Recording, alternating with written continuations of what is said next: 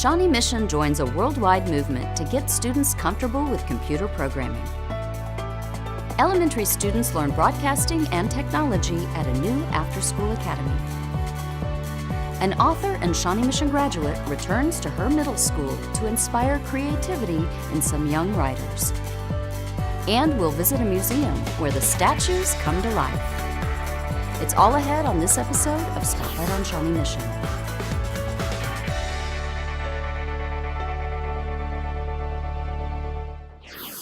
Welcome to Spotlight on Shawnee Mission. I'm your host, Leanne Neal.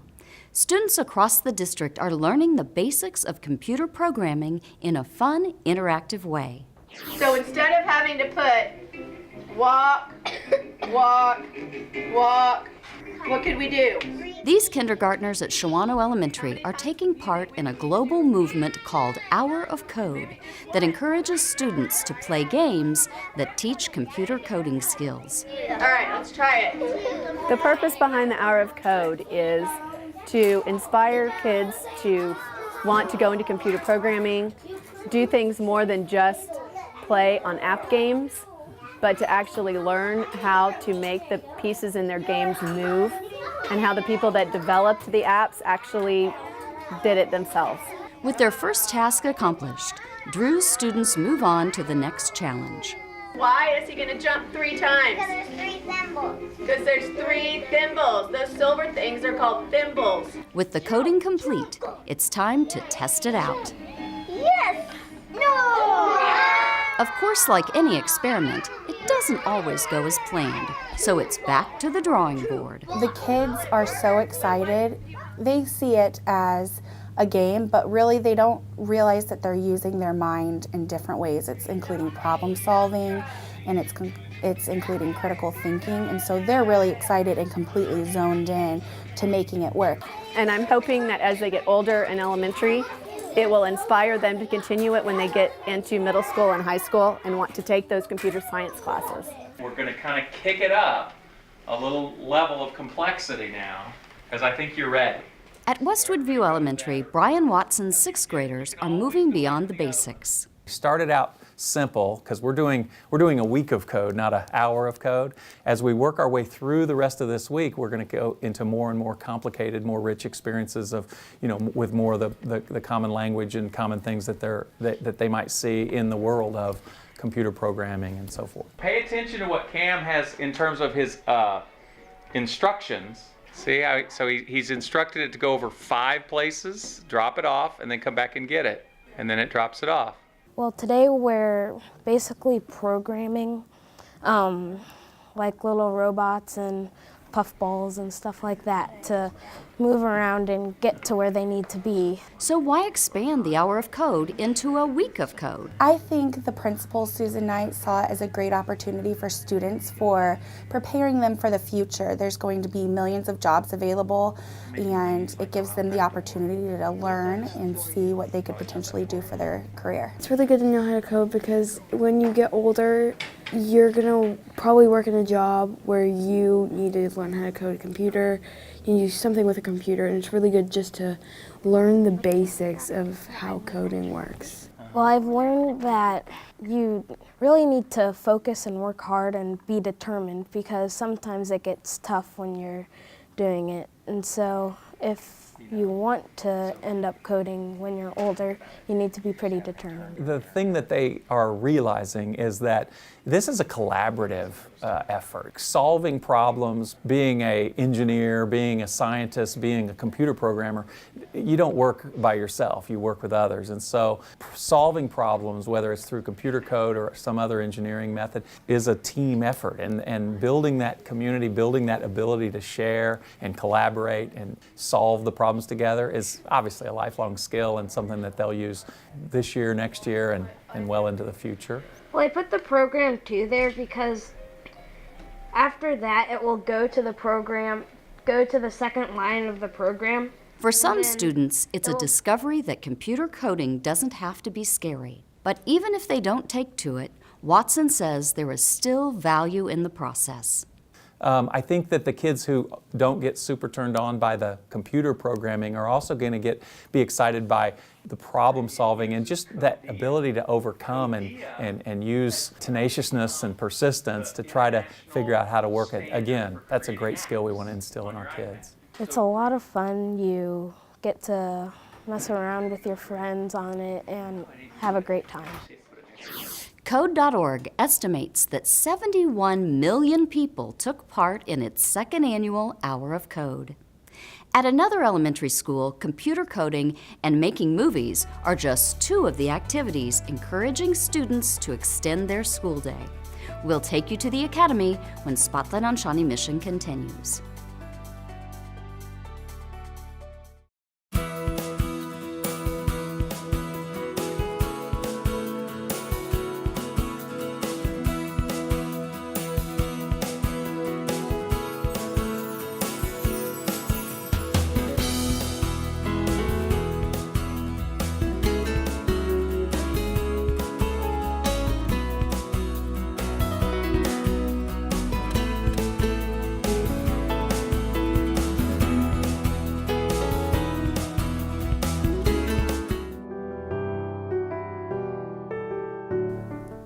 Hi, I'm Jasmine. I'm Kirsten. We go to Brookridge Elementary. We read the book Freaky Fast Frankie Joe by Latricia Clifton and would like to tell you a bit about it.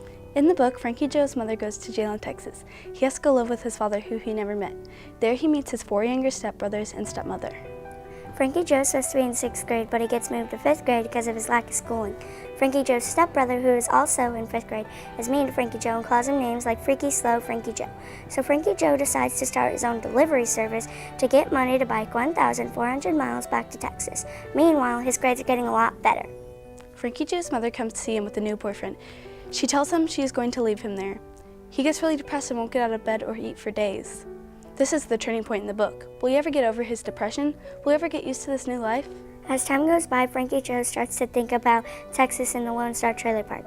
But you have to read the book to see if he decides to go back to Texas in the trailer park or stay in his new home with his new family. We rate this book 4 out of 5 stars for the cool dialogue and amazing text. But some parts were shaky and not very good. Read it!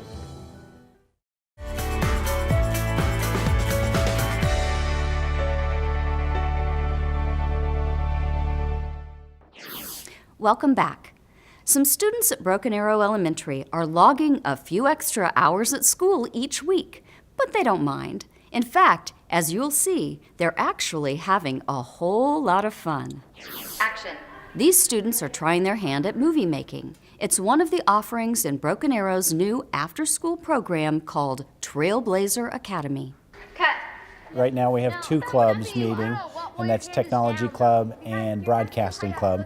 But we'll expand that to Newspaper Club and also Leadership, and then we'll have some tutoring going on as well in the future. Okay, now Sophia, you're going to say take 2. They're working on a video for the PTA to advertise some things that PTA is doing, and they're working on a video for us, for me really, on an upcoming assembly. So they're working on a video to talk about respect and help the students know exactly what that looks like at Broken Arrow Elementary. We do something the wrong way, and then we do it the right way to show the kids how to do it the correct way. So we're trying to teach them to not do it the wrong way. Okay, let's move to the next scene now. Okay, let's finish. Take your places, everyone. It's pretty fun. I like doing it. It's like you get to be your own little director. You can like say, action, take 14. It makes me feel like I'm, really making a difference, for the school. I really hope the other students will enjoy our movie and think about buying some cookie dough and going to the pancake dinner. While the Broadcasting Club continues its movie making, the Technology Club is working on learning the basics of computer coding. At first it may seem pretty difficult, but when you get more used to it, it becomes simple and you can make games, apps. With programming, you can make about anything or do anything. So far, this is my first day and I find it very fun. I've always been into that technology thing. It's always been usually boys and men in like technology stuff, but I feel like that should change for a while. Our goal is to help kids find their voice, which means helping them feel and be confident and competent. That one wasn't that bad. Brewer says the district's digital technology initiative makes it possible for these students to accomplish so much more. All the kids have iPads, so it really opens up opportunities for them to research and to produce, really connects them to the world. I just like technology around me. I really like it to be in my school. It's really nice to have that now. I think they enjoy it. You'll have to ask them, but I think they really do. Every time I talk about Trailblazer Academy, they get very excited, and I have many more students that want to join. And as soon as we, we're starting small and we're going to grow this program, I think we're going to have a lot of participation, and the parents have responded well also. The kids love the idea. They love coming after school and learning, and it's very interactive with the kids. The kids come up with the ideas, and we are just here to simply help guide them along the process. And we are hopefully going to get more kids by the end of the year, and then we'll start it again next year. I like it a lot. Every time Mr. Brewer talks about it, I pretty get excited, and I'm glad to get new friends and students involved in it. Brewer says community, parent, and staff support is what makes Trailblazer Academy possible, but he credits the students with its success. The kids are what makes it happen, so they're hard workers, and they just rock and roll as you just let them go, and they really produce more than we could ever expect. At Shawnee Mission West, being innovative, approachable, and positive adds up to a winning combination for a math teacher recently honored for her excellence. All right, at this time I would like to introduce Melissa Reed from Perceptive Software. Thank you all for letting us take a few moments out of your meeting today and kind of hijack it for a quick second. On behalf of Perceptive Software and the University of Kansas School of Engineering, we want to thank you for giving us this opportunity to present our January 2015 Educating Excellence Award. We're here at Shawnee Mission West High School today to recognize a teacher who has made an impact in the lives of her students and has been commended by her peers for both the impact she's had on students and the contribution she's made here at Shawnee Mission West. It is my pleasure to present this month's Educating Excellence Award to Mrs. Laura Brogdon. I do try hard in everything that I do, and I always have, and I've never been recognized like this before, so it's really nice and to have people around me cheering and calling my name and looking out at my staff and trying to hold back tears of excitement and joy all at the same time. It was just kind of a total rush, but really fun. It really feels great, and there's so many teachers that do so many wonderful things every day, so I'm just one of many that would deserve this kind of an award, but it feels amazing to get it and to hear that parents, were the ones that nominated me. All right, and just quickly, I would like to take a moment and read some statements from a few of the individuals who nominated Mrs. Brogdon. Laura shows energy and enthusiasm for her subject matter, geometry. She uses the flipped classroom concept where students watch the lessons online at home. Then the next day in class, they do their homework where they practice this concept with the help of the teacher right there. She puts humor and excitement in her videos so the students want to watch them. It is a very exciting process to watch and experience. We received an outstanding number of nominations for Mrs. Brogdon. It was just clear to see how much the various individuals that nominated her appreciated her. They helped to convey her passion. That was the reoccurring theme, how passionate she is, how caring she is, how often she makes herself available, and that really just jumped off the pages for us. It really brings a lot of joy back into my teaching and the way that I do things, because teaching math can be such a hard concept for some students. So hearing that they're getting it and hearing that they're enjoying it really puts life back into me to be a teacher. As part of her award, Brogdon received $1,500 and a personal printer. Congratulations and keep up the outstanding work. Middle school students get creative with a novelist who grew up in Shawnee Mission. Plus, talking statues help teach about American heroes when Spotlight on Shawnee Mission returns.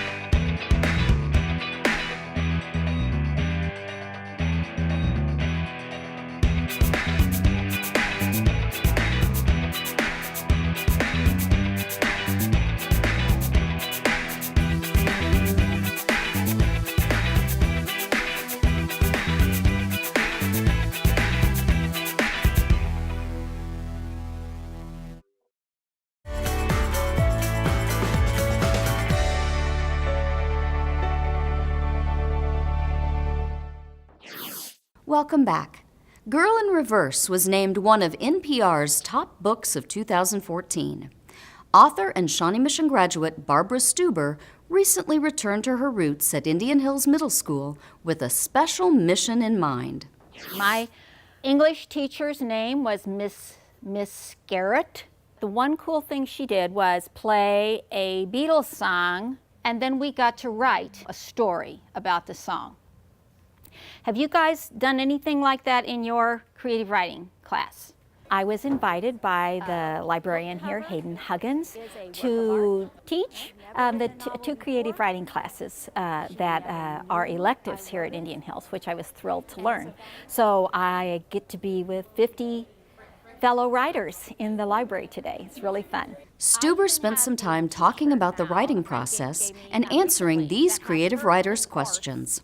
Both the stories that I wrote took about 3 years, maybe a little longer, to write. That sounds awful, doesn't it? Sounds long. Creative writing is an elective course here at Indian Hills, and so right now we offer it 2 class periods per the semester.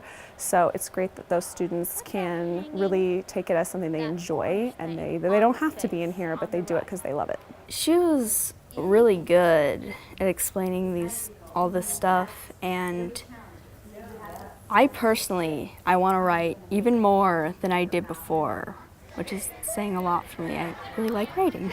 I'm very interested to know what they like to read, what they like to write, how their creative selves are developing, and at this young age being able to not only write but express it in front of other people, have someone hear, this is what I did and I'm sharing it. Takes a lot of guts. Here's a question. Stuber, who also works as a docent at the Nelson Atkins Museum of Art, says art often inspires her work. She had students try it out with an exercise where they created the story behind a piece of art. What superhuman abilities do these characters have?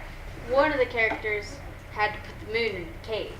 I don't think I could do that. I think it shows them it is possible to write, made up words as a 4th grader and then take that into an actual novel. You got to start somewhere, so maybe this could happen for me too. I think it'd just be mostly anything can inspire you to create an entire world. And I'm going to keep my eyes wide open for anything. Conflict is often the thing that keeps it interesting. What's going to happen? What's going to happen? So what is Stuber's best advice for these aspiring writers? What I would suggest they do is write.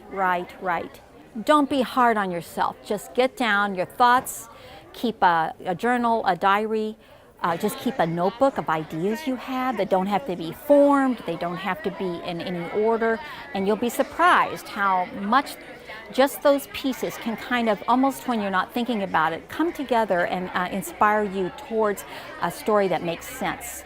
I really liked it. Now it feels like I could write pretty much anything, and she was nice. She said, keep writing. Girl in Reverse is Stuber's 2nd novel. Her first is called Crossing the Tracks. Up next, 5th graders help bring some of America's heroes to life.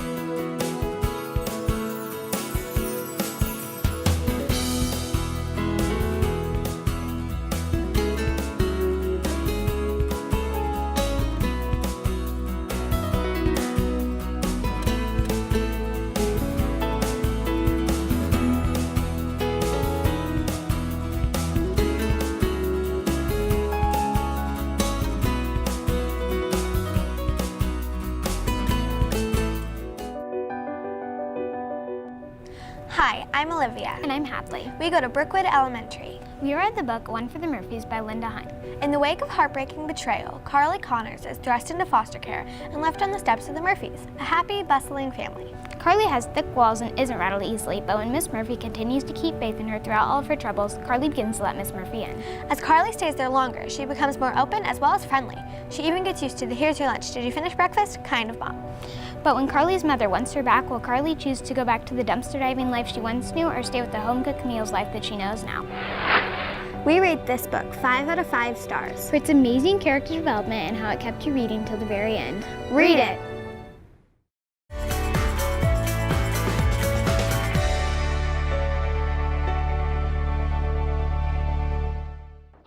Welcome back. Statues come to life in the library of Rushton Elementary, and each American hero had a story to tell. I'm Amelia Earhart, and I'm an American hero. I was born in Atchison, Kansas on July 24th, 1897. I saw my first airplane at the Iowa State Fair in 1908 when I was 11 years old, and after that I was inspired to fly. I'm an American hero because I am brave, pioneering, and persevering. The Rushton students in the 5th grade are celebrating the finish of their American Heroes project by giving an oral presentation in the form of a mechanical wax museum. Parents and students can go around touching buttons that all the students are holding, and the student is to give information about their American hero, starting with the name, and then the tricky part is for them to stay in costume and in character. But I think they're doing a great job today. Hello, I'm Rosa Parks. You probably know me for not getting off the bus, but did you know when I was a kid, when I was 13, I was almost thrown in jail. A kid pushed me, and I pushed him back. The American Heroes program is an opportunity for the 5th graders to do a research project and learn more about different people in American history who show positive community traits, especially traits such as perseverance, bravery, compassion, things like that are important in today's society. Hello, my name is Sacrajuia, and this is my baby Pomp. I helped Lewis and Clark on their expedition. When I was about 12 years old, I had an Indian tribe named Hidatsu attacked my camp. I think the Heroes program is a great program for kids to help them learn about history, and I think that making it fun and exciting and allowing them to play a part by being actors and taking over that role makes it a lot more fun, and anything fun's a lot easier to learn, I think. Hi, I'm Harriet Tubman. I was a very persevering, brave, and compassionate person. It's a lot of fun. The kids really put a ton of work into the research and the obtaining their costumes and preparing their speeches, and it's a lot of fun. It's a good review for my history as well. Hi, my name is Christopher Reeve. I was born in 1952 in New York City. I grew up with one brother and 2 sisters. I was interested in acting and sports. By the time I was 7, I was acting in plays. What's interesting the most is why those specific children have chosen to be those specific characters. Everyone has their different reasons, and I think that everyone has their own definition of hero, and I just find it interesting. But my first pick was Rosa Parks, but I picked Harriet Tubman second because first I liked how she had guts to do whatever she believed in. It's a good way to learn history and learn the characters of history, and it's nice that they can each learn something a little different and teach each other. It gives them an opportunity to focus also on what they find interesting, so it keeps them engaged. Last but obviously not least, I was compassionate. Every great dream begins with a dreamer. Always remember you have the strength, the patience, and the passion to reach for the stars and change the world. Great work, 5th graders. That's all the time we have for this episode of Spotlight on Shawnee Mission. Join us again as we continue to feature the programs and people of Shawnee Mission who are helping guide students to success. Thank you for watching.